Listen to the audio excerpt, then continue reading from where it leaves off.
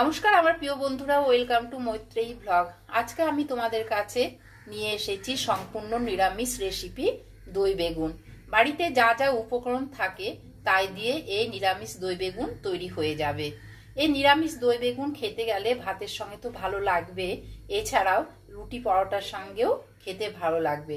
কিভাবে আমি এই দই বেগুন রেসিপিটা তৈরি করছি তোমাদের কাছে তোমরা নিশ্চয়ই রেসিপিটা প্রথম থেকে শেষ অবধি দেখতে থাকো। ভিডিওটা ভালো লাগলে নিশ্চয়ই তোমরা একটা সাবস্ক্রাইব করতে ভুলবে না। এছাড়াও কমেন্টেও আমাকে জানাবে আমি কিভাবে কেমন করে করছি, তোমরা নিশ্চয়ই জানালে আমি কিন্তু খুশি দেখতে পেয়ে যাবে। শুরু করছি আজকের রেসিপি, সম্পূর্ণ নিরামিষ রেসিপি দই বেগুন। দই বেগুন করার জন্য এখানে আমি 3টে বেগুন নিয়ে নিয়েছি। বেগুনগুলোকে আমি এই যে প্রথমে এইভাবে লম্বা করে কাটবো, কেটে নিয়ে এটাকে আবার 4 টুকরো করব। তোমাদেরকে শেয়ার করছি কিভাবে আমি কেটে দেখাবো তোমাদের। দেখো বেগুনগুলোকে কিভাবে কেটেছি। এই যে এটাকে মধ্যেখানে কেটে দিয়েছি। প্রত্যেকটা বেগুনকে 2টো ভাগ করে এই মধ্যেখানটা এভাবে কেটে নিয়েছি। এর মধ্যে এরপরে লবণ হলুদ দিয়ে দিচ্ছি। লবণ হলুদ ভালো করে মাখিয়ে দেব। মাখিয়ে আমি 10 মিনিট রেস্টে রেখে দেব। অল্প করে হলুদ দিচ্ছি, যেহেতু এখানে দই বেগুন হবে সেই জন্য হলুদের ভাগটা কম দেব। 10 মিনিট রেখে দিচ্ছি যাতে এই লবণ হলুদ বেগুনের মধ্যে লেগে থাকে বা নোনতা ভাবটা আসে। 10 মিনিট হয়ে গেছে বেগুনগুলোকে রেস্টে রাখা। এরপর আমি তেল দিয়ে দিচ্ছি। তেল দিয়ে বেগুনগুলোকে ভেজে নেব। বেগুনগুলোকে ছেড়ে দিয়েছি।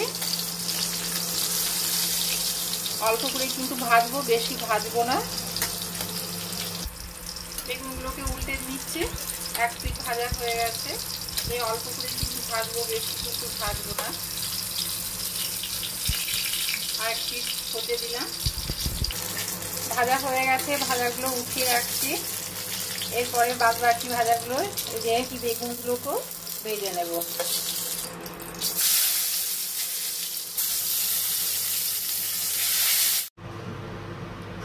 বেগুনগুলো ভাজা হয়ে গেছে।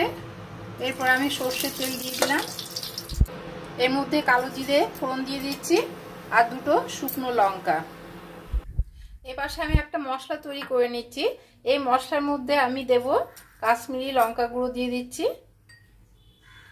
1 টেবিল স্পুন, আর জিরে গুঁড়ো দিচ্ছি 1/2 চামচ, 1 টেবিল স্পুনের কম, আর হলুদ গুঁড়ো দিচ্ছি অল্প করে হলুদ দিচ্ছি, খুব সামান্য পরিমাণে হলুদ দিয়ে দিলাম। দিয়ে অল্প করে জল দিয়ে দিচ্ছি, দিয়ে পেস্ট করে নিচ্ছি, একটু মানে গুলে নিচ্ছি। দিয়ে এরপরে কড়াইয়ের মধ্যে দিয়ে দেব। এরপরে কড়াইয়ের মধ্যে দিয়ে দিলাম, দিয়ে একটু নাড়াচাড়া করে নেব। ভালো করে কষে নিচ্ছি মশলা ধোয়া জল দিয়ে দিলাম। এই পাশে আমি একটা মশলা বানিয়েছিলাম, মশলা নয় ঠিক, এখানে কাজু বাদাম হচ্ছে 5-6 খানা, আর পোস্ত আছে 1 চামচ। এটা দিয়ে আমি ভালো করে পেস্ট করে নিয়েছি। তোমাদেরকে দেখানো হয়নি আগের থেকে, এটা আমার পেস্ট করা ছিল বলে তোমাদেরকে শেয়ার করা হয়নি। এর মধ্যে আমি টক দই দিয়ে দিচ্ছি 1 চামচ। এখানে আমার ঘরে পাতা টক দই আছে 2 চামচ,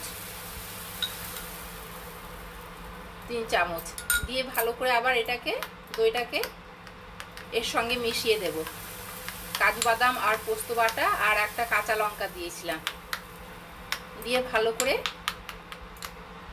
এই যে মিশিয়ে নিচ্ছি। এদিকে মশলা কষানো হচ্ছে, এই পাশে মশলাটা কষানো হচ্ছে। মশলাটা বেশ একটু কষতে হবে। মশলা কষানো হয়ে গেছে। এরপরে এখানে দই, কাজু আর পোস্ত বাটার পেস্ট দিয়ে দিলাম। দিয়ে ভালো করে আবার নাড়াচাড়া করব।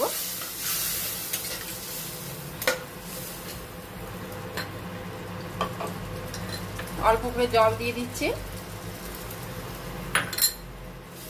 ভালো করে না নাড়লে কিন্তু লেগে যাবার ভয় থাকবে, যেহেতু এখানে কাজু দেওয়া আছে।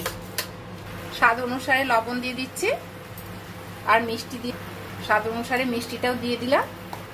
দিয়ে ভালো করে একটু ফুটিয়ে নিচ্ছে। খুব কম সময়ের মধ্যে যা যা বাড়িতে উপকরণ থাকবে সেই উপকরণ দিয়ে এই দই বেগুনটা তৈরি হয়ে যায়।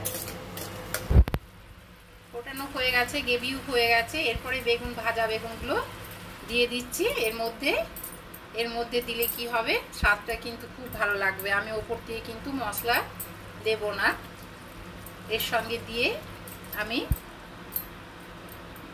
3-4 মিনিট রেখে দেব। ভাজা বেগুনগুলো দিয়ে 3-4 মিনিট রেখে দিচ্ছি।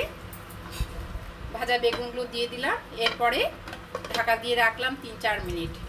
3-4 মিনিট হয়ে গেছে, ঢাকনা খুললাম, আবার উল্টে দিচ্ছি।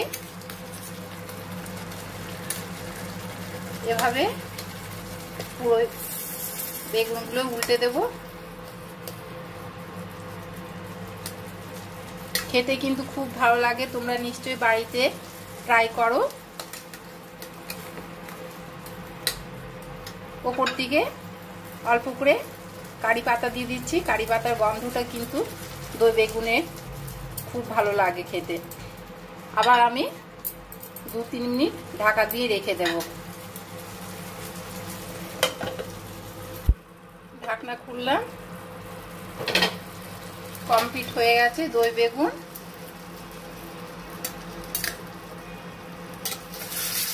এরপরে সার্ভিং প্লেটে ঢেলে রাখছি। কেমন লাগলো নিরামিষ দই বেগুনের রেসিপি তোমরা নিশ্চয়ই কমেন্টে জানাবে। এছাড়াও সাবস্ক্রাইব করতে ভুলবে না, ভালো লাগলে নিশ্চয়ই সাবস্ক্রাইব করবে। আজকে এই পর্যন্ত, পরের রেসিপি নিয়ে আবার তোমাদের কাছে ফিরে আসবো। তোমরা ভালো থেকো, সুস্থ থেকো। Thank you.